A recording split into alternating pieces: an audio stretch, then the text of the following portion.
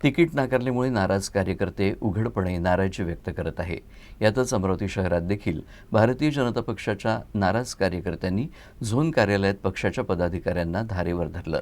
पंतप्रधानांना शिवीगाळ करणाऱ्या काँग्रेसच्या लोकांना तिकीट देत निष्ठावंतांना डावलल्याचा आरोप त्यांनी केला। मंगळवार हा उमेदवारी अर्ज दाखल करण्याचा शेवटचा दिवस होता। मात्र उमेदवारांची निवड करताना अनेक पक्षांमध्ये नाराजी नाट्य पाहायला मिळालं।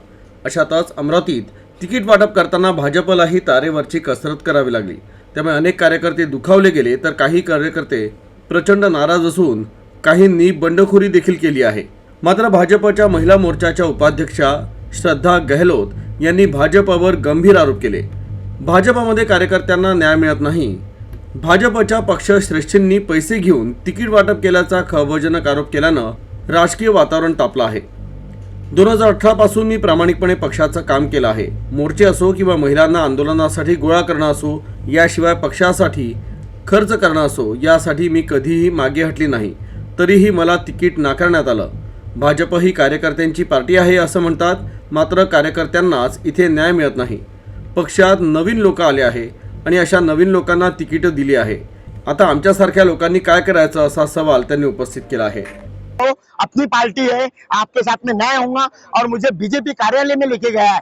जो बीजेपी कार्यालय की मैं पूजा करता था, पैर पड़ता था, आज वहाँ पे मुझे भीख मांगना पड़ रहा है और वहाँ पे विनंती करना पड़ रहा है कि मेरी गलती क्या हुई।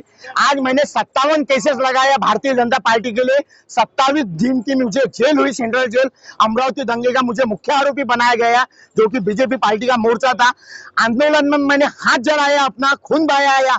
खून बहाने के बाद में भी मेरे जैसे कट्टर कार्यकर्ताओं की टिकट काट रहे हैं और मेरे जगह पर बंडी हुसैन जैसे, जो कि आदरणीय सम्माननीय नरेंद्र जी मोदी जी का अपमान करता है, उनको गाली देता है, उनको उनके बैनर को लातों से मारता है, उसको तिकीट दी है बीजेपी ने। यंदा बी आता ईव्हीएम मध्ये घोल होणार, तसा ईव्हीएम मध्ये घोल झालेला आहे। यंदा आता जे कॉर्पोरेट इलेक्शन चालू आहे, यांची पूर्ण ईव्हीएम मध्ये सेटिंग चालू आहे, सेटिंग होऊन राहिली। जे बीजेपी कुठून नाही येईन तिथून बी बीजेपी येण्याचे चान्स आहे। हे ईव्हीएमचा घोटाळा आहे। तो मी माझ्या सर्व पार्टीनं माझं म्हणणं आहे की जेव्हा बी वोटिंग होईल और वोटिंगच्या दिवशी और दुसऱ्या दिवशी ईव्हीएम वर लक्ष ठेवायचं और मी सोबत राहीन यांचे।